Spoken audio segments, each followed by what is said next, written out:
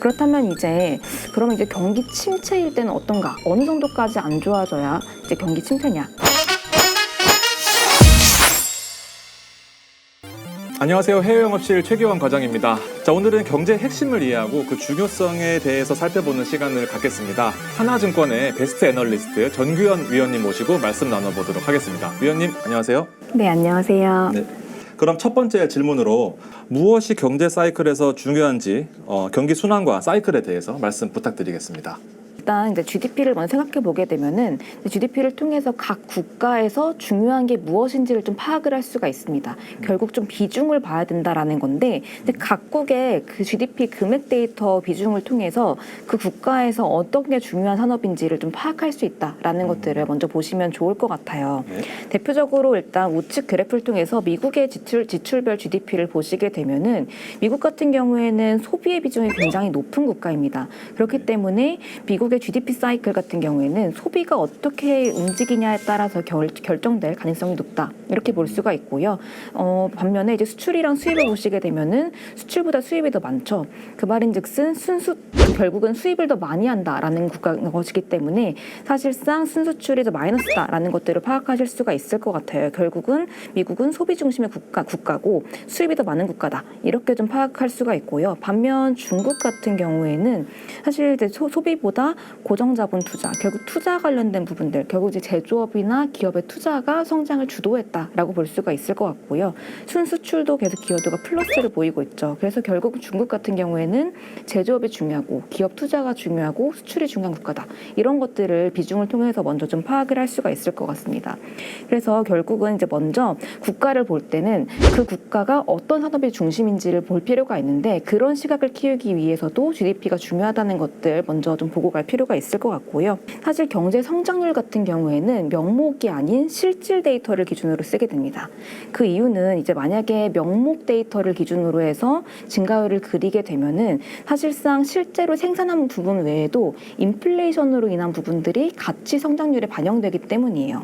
그래서 지금 아래 그래프를 한번 보시게 되면 제가 미국의 GDP 증가율을 실질이랑 명목 이 두 가지를 가지고 왔는데 이거랑 이제 물가 데이터 이 세 가지를 한번 같이 보시게 되면은 실제로 물가가 높을 때 보시게 되면은 명목 GDP가 실질 GDP 증가율보다 더 높아지는 그림들을 보여준다라고 보실 수가 있을 것 같습니다.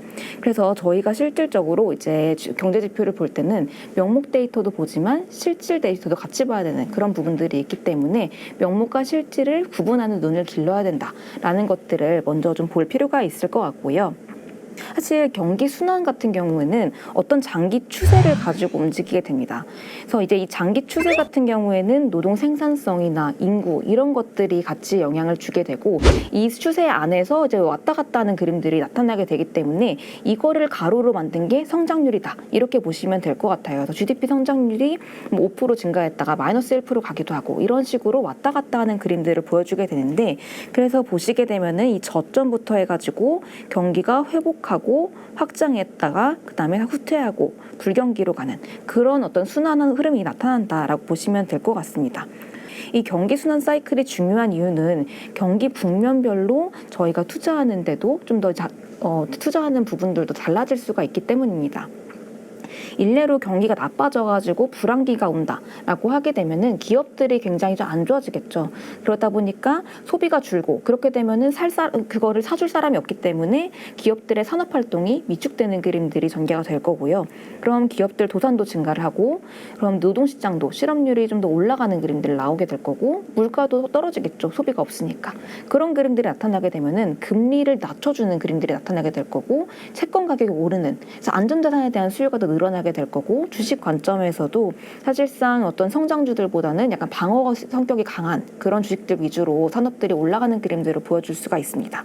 사실 어떤 기업이 굉장히 좋다라고 하더라도 경기가 다 떨어지는 마당에서는 그 주식만 오르긴 쉽지 않기 때문에 경기 사이클을 같이 판단하는 그림들이 굉장히 필요하다 이렇게 보실 수가 있을 것 같고요. 그렇다면 그러면 경기 침체일 때는 어떤가에 대해서도 좀 봐야 될 것 같은데 사실 경기 침체라는 게 명확한 정의가 없습니다. 그래서 여기에 대해서 조금 더 봐야 될 필요가 있을 것 같아요. 그럼 경기 침체가 무엇인가? 사실 팬데믹 이후에 가장 최근에 이제 코로나로 인해서 경기 침체가 한번 왔었고, 그 다음에 계속해서 경기 침체에 대한 우려들은 좀 높은 상황이지만 실질적으로 지금 경기 침체가 오진 않았거든요. 근데 경기가 사실 어떤 국가들에서는 안 좋아지기도 했죠. 그러면 어느 정도까지 안 좋아져야 이제 경기 침체냐? 사실 경기 침체 같은 경우는 경제 활동이 그냥 위축되는 국면을 뜻하긴 합니다. 근데 이제 조금 위축됐다, 단기간 위축됐다라고 해서 침체로 보지는 않고요. 경기 전반에 걸친 수개월 이상 지속되는 경제 활동의 현저한 감소, 이거를 이제 경기 침체라고 보게 됩니다. 대표적으로 생각하는 게 기술적 침체라는 겁니다. 이게 GDP가 두 분기 연속해서 마이너스 성장했을 때 우리는 이제 기술적 침체다라고 보면서 경기가 실질적으로 침체 국면에 들어갈 수 있다는 것들을 우려를 하게 되고요. 다만 이제 미국을 기준으로 말씀을 드리게 되면은 사실 미국의 경기 순환 주기는 NBER이라는 기관에서 이제 판단을 합니다. 여기서 공식적으로 판정을 하게 되고요. 그래서 지금 보시게 되면은 1950년 이후 미국의 경기 순환 주기가 그려져 있는데, 그래서 아까 말씀드렸던 것처럼 이제 2020년 2월 이때가 먼저 가장 최근에 침체가 발생했던 거고요. 그 전 같은 경우에는 금융위기가 될 수 있다, 이렇게 보실 수가 있을 것 같습니다.